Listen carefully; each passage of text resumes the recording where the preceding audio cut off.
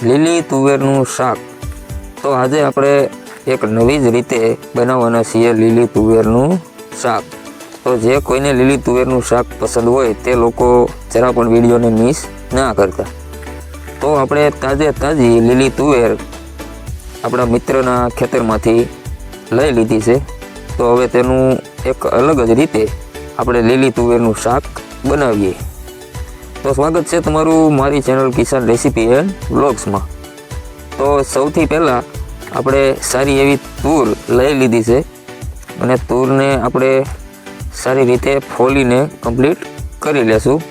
અને આપણે તુરના શાકમાં નાખવા માટે આપણે ટમેટાં, મરચાં, તેની સાથે આપણે આદું, તેની સાથે લીંબુ અને લસણ આ બધું જ આપણે લઈ લીધું છે. અને હવે સૌથી પહેલાં આપણે તુરને ફોલીને કમ્પ્લીટ કરી લઈએ. તો હું અને મારા મિત્ર પ્રવીણભાઈ બંને તુરને ફોલવા લાગ્યા છીએ. હવે તુર આપણી ફોલાઈને કમ્પ્લીટ થઈ ગઈ છે.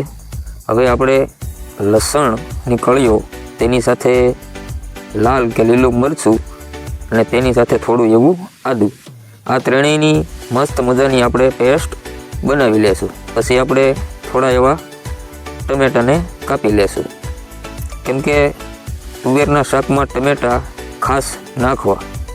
તો આપણે બધું જ કમ્પ્લીટ કરી લીધું છે. આપણે તુવેર ફોલીને કમ્પ્લીટ કરી લીધી.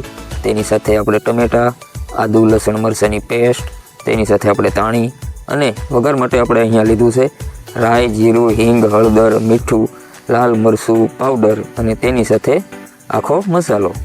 તો આપણે આજ એક નવી જ રીતે આપણે બનાવવાના છીએ લીલી તુવેરનું શાક. તો આપણે સૌથી પહેલાં થોડું એવું આપણે તેલ ગરમ કરીશું.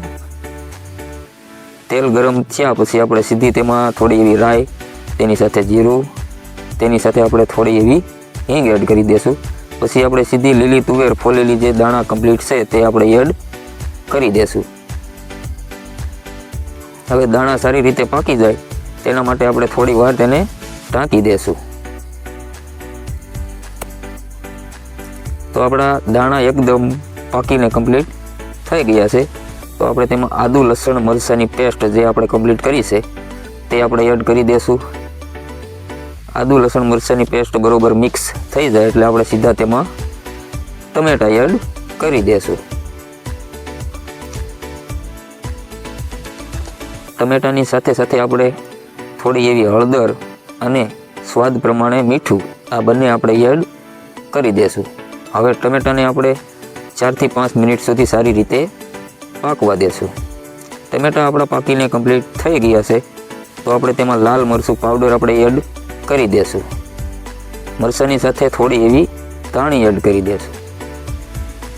હવે મરચું સારી રીતે પાકે તેના માટે આપણે થોડું એવું પાણી એડ કરી દઈશું. થોડું પાણી એડ કરીને આપણે મરચાંને સારી રીતે પાકવા દેશું.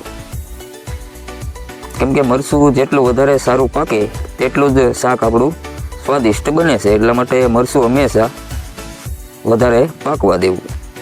આપણું મરચું પાકીને એકદમ કમ્પ્લીટ થઈ ગયું છે. તો આપણે હવે થોડી એવી ધાણી અને તેની સાથે આપણે થોડું એવું ધાણા જીરું અથવા તો તમે થોડો એવો ગરમ મસાલો પણ એડ કરી શકો છો. પણ આપણે અહીંયા થોડું એવું ધાણા જીરું અને ધાણી નાખી અને આપણું શાક એકદમ તમે જોઈ શકો છો ગ્રેવી અને ઘાટું. તો લીલી તુવેરનું શાક તમે આ રીતે એકેવાર બનાવ્યું છે કે નહીં તો કોમેન્ટ કરીને જરૂરથી કહેજો. અને વિડીયો જો તમને ગમ્યો હોય તો એક લાઈક જરૂર કરી દેજો. અને ચેનલ પર નવા હો તો ચેનલને સબસ્ક્રાઈબ કરવાનું ભૂલતા નહીં. અને જો વિડીયો તમને ગમ્યો હોય તો તમારા મિત્રોને જરૂરથી શેર કરી દેજો.